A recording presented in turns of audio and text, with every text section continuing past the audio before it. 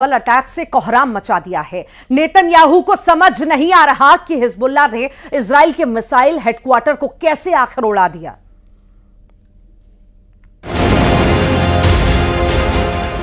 उड़ा दिया इजराइल का मिसाइल हेडक्वार्टर।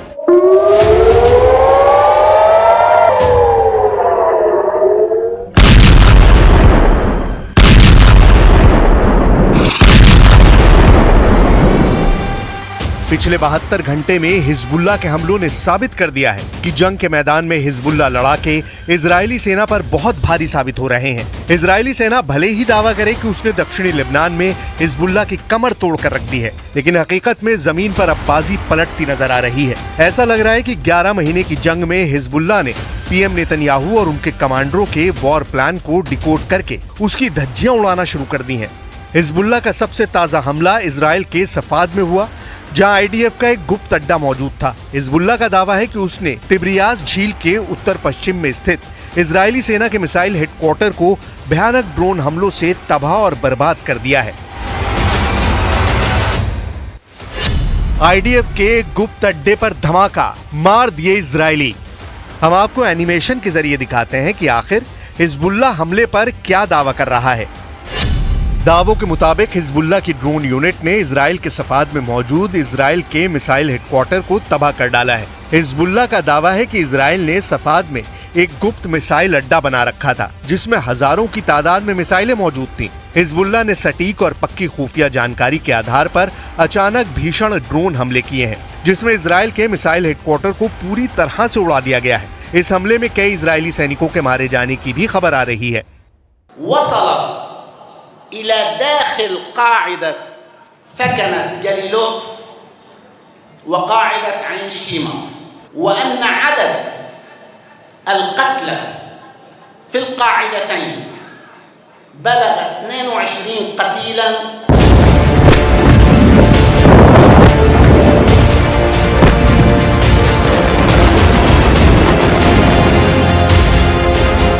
इधर इजरायली सेना ने हिजबुल्लाह के दावों पर कोई प्रतिक्रिया नहीं दी है। इजरायली सेना अभी भी दक्षिणी लेबनान पर भीषण हवाई हमले करने में जुटी है। पीएम नेतन्याहू भी हिजबुल्लाह के हमलों पर चुप्पी साधे बैठे हैं, लेकिन हिजबुल्लाह ने यूरोपियन और मिडिल ईस्ट के टॉप सूत्रों से पता लगाने का दावा किया है कि उसके हमले से इजरायली सेना को भारी नुकसान हो रहा है। अब आप ये देखिए कि हिजबुल्लाह लड़ाके इजरायली मिसाइल डिपो को उड़ाने पर और क्या क्या दावे कर रहे हैं।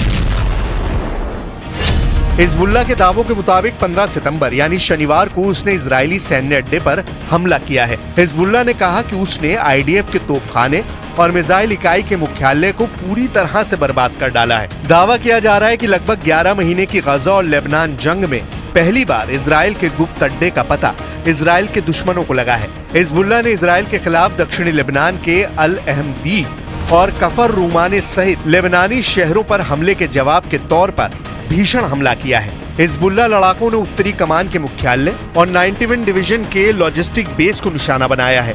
हिजबुल्लाह का दावा है कि उसने ग्रेड प्रकार के दर्जनों रॉकेट और ड्रोन से हमले इजरायली सैन्य ठिकानों पर किए हैं। हिजबुल्लाह का हमला होते ही इजराइल के अवीविम, एलिफ्लेंट, कोराजिम वेरेड, अनमोन, कब्जे वाले शहर सफाद, अमूका, डाल्टन और ब्रिये में जोरदार सायरन बजने लगे थे। वहीं हिजबुल्लाह लड़ाकों ने रोसियत अल आलम में इजरायली सैन्य अड्डे के पास एक इजरायली मरकावा टैंक को एंटी टैंक गाइडेड मिसाइल से तबाह करने का दावा किया है।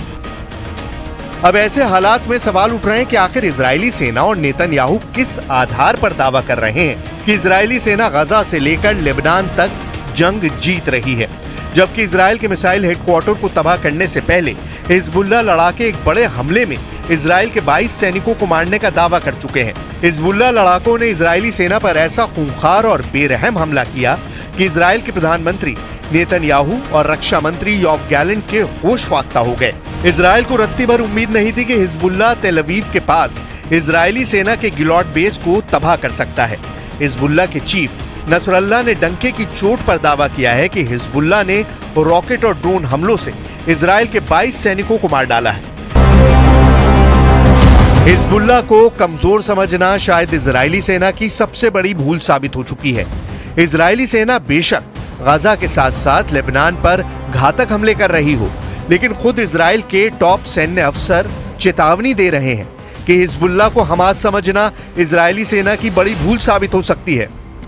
हम आपको इजराइल के Israeli reserve major general Yitzhak Brik के बयान और चेतावनी दिखाते हैं, जिसमें वो साफ साफ संकेत दे रहे हैं कि हिजबुल्लाह के सफाए के चक्कर में कहीं इजराइल का ही सफाया ना हो जाए। Reserve major general Yitzhak brick का साफ कहना है कि अगर लेबनान से सीधी और बड़ी जंग इजराइल ने की तो हिजबुल्लाह इजराइल के तेल अवीव, गुशदैन को तबाह कर सकती है। इजरायली जनरल ने यहां तक कहा कि अगर इजराइल ने लेबनान के साथ युद्ध को आगे बढ़ाने का फैसला किया तो इसके गंभीर परिणाम भुगतने होंगे। उन्होंने यहां तक कहा कि इजरायली सेना के टॉप अफसरों की बात निरर्थक होती जा रही है। इजरायली चैनल 12 के साथ एक इंटरव्यू में इजरायली जनरल ब्रिक ने यहां तक कह दिया कि हिजबुल्लाह पर हमले का झूठा प्रचार बंद करें, क्योंकि इजरायली सेना काफी छोटी है। इजरायली सेना के पास सिर्फ 6 डिवीजन है जो हमास तक को खत्म नहीं कर सकती है। ऐसे हालात में लेबनान में हिजबुल्लाह से सीधी जंग इजरायली सेना की 6 डिवीजन नहीं कर पाएगी और लेबनान युद्ध इजराइल के वजूद पर बहुत भारी पड़ सकता है। पिछले 100 घंटे में हिजबुल्लाह ने इजराइल के गिलॉट बेस में हमला करके 22 इजरायली सैनिकों को मार डाला है और अब इजराइल के सफाद में पूरा मिसाइल हेडक्वार्टर उड़ाकर हिजबुल्लाह ने इजरायली सेना की हालत खराब करके रख दी है।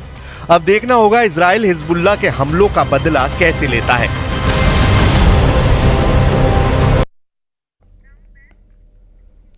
गाजा में इजराइल ने ताजा हमला किया है और इस हमले में 18 लोगों की जान चली गई। इजराइल के प्रधानमंत्री नेतन्याहू ने गाजा में हमले के तेज करने के जो ऑर्डर पास किए हैं उसके पीछे की वजह समझना भी बहुत जरूरी है। इस स्पेशल रिपोर्ट में देखिए नेतन्याहू ने इजरायली डिफेंस फोर्स को नया ऑर्डर क्या दिया है और कैसे लंबी खींचती जंग को लेकर कहा जा रहा है कि इसका नतीजा बस आने ही वाला है।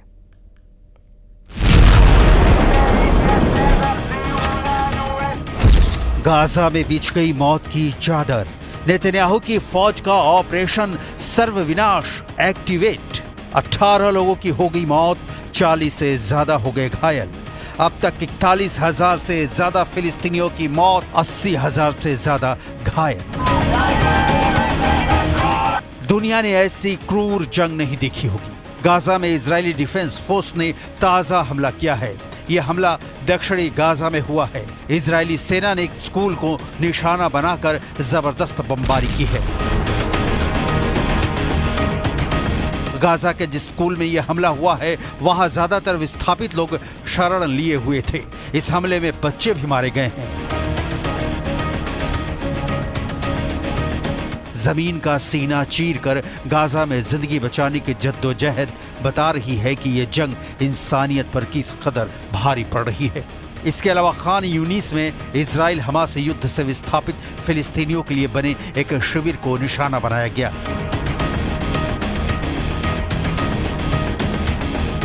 इजराइल के प्रधानमंत्री बेन्यामिन नेतन्याहू जल्दी में हैं।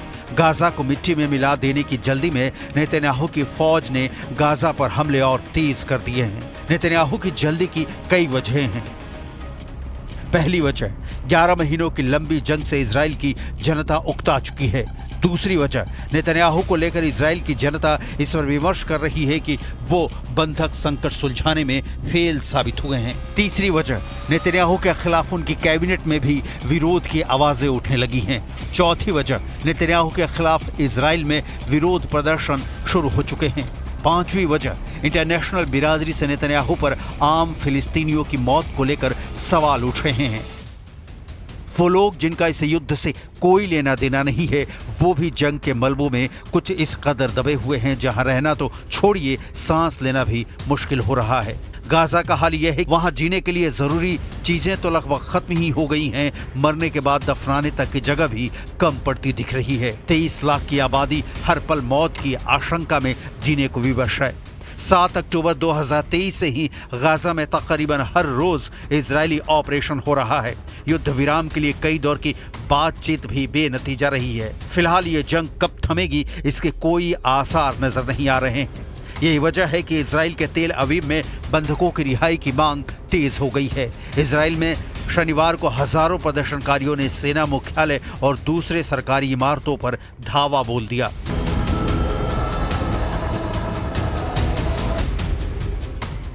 इस दौरान प्रदर्शनकारियों ने प्रधानमंत्री नेतन्याहू के खिलाफ नारेबाजी की और गाजा में बंधक बनाए गए 100 से ज्यादा बंधकों की रिहाई के लिए हमास के साथ शांति बनाने का दबाव डाला।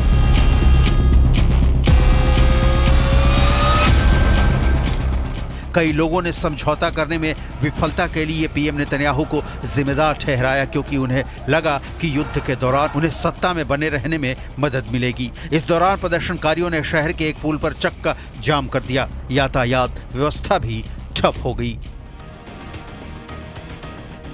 प्रदर्शनकारियों में अब वो लोग भी शामिल थे जिनके अपने हमास के चंगुल में बंधक हैं। इस दौरान नाराज प्रदर्शनकारियों ने गुलाबी धुएं वाले पटाखे जलाकर और बंधकों की तस्वीरों के साथ अपना विरोध दर्ज कराया। ये भी कहा कि जब तक बंधकों की रिहाई नहीं हो जाती उनका विरोध प्रदर्शन जारी रहेगा।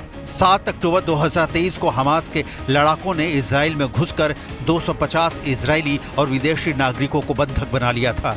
इजराइल ने युद्ध छेड़ दिया, लेकिन बंधक छुड़ाने की कोशिश में अब तक 41,000 से ज्यादा फिलिस्तीनी मारे जा चुके हैं और जिस हमास के अंतिम आतंकी के मारे जाने तक जंग जारी रखने का नेतन्याहू ऐलान कर रहे हैं, वो हमास का आखिरी आतंकी अब भी इजरायली डिफेंस फोर्स की बंदूक की गोली से बहुत दूर दिख रहा है। जाहिर है नेतन्याहू मुश्किल में है। संयुक्त अरब अमीरात ने भी इजराइल से मुंह फेरा। यूएई ने कहा है कि अगर इजराइल अलग फिलिस्तीन देश नहीं बनाता तो वो जंग के बाद के उनके प्लान का समर्थन नहीं करेंगे। यूएई के विदेश मंत्री अब्दुल्ला बिन जायद अल नहान ने सोशल मीडिया पर इसकी जानकारी दी। इजरायली पीएम नेतन्याहू ने मई में जंग के बाद गाजा के लिए एक प्लान जारी किया था। नेतन्याहू का कहना है कि इसके जरिए गाजा का विकास होगा। प्लान जंग खत्म होने की तारीख से लेकर साल 2035 तक के लिए था। इसे 3 स्तरों में बांटा गया था। प्लान के मुताबिक गाजा में इजराइल कब्जे के बाद फिलिस्तीन की सरकार होगी। इसे यूएई, सऊदी अरब, मिस्र, बहरीन और जॉर्डन जैसे अरब देशों का एक गठबंधन मॉनिटर करेगा। इजरायली प्लान में गाजा के पोर्ट्स में निवेश से लेकर सौर ऊर्जा और इलेक्ट्रिक कारों की मैन्युफैक्चरिंग जैसी कई योजनाओं का जिक्र है। नेतन्याहू की तरफ से गाजा के भविष्य के लिए प्लान जारी करने के बाद उनके रक्षा मंत्री योव गैलेंट ने इसे नकार दिया था। योव गैलेंट ने इजरायली पीएम को चेतावनी दी थी कि वो फिलिस्तीनी जमीन पर कभी भी इजराइल का शासन नहीं होने देंगे। गैलेंट का बयान सुनिए।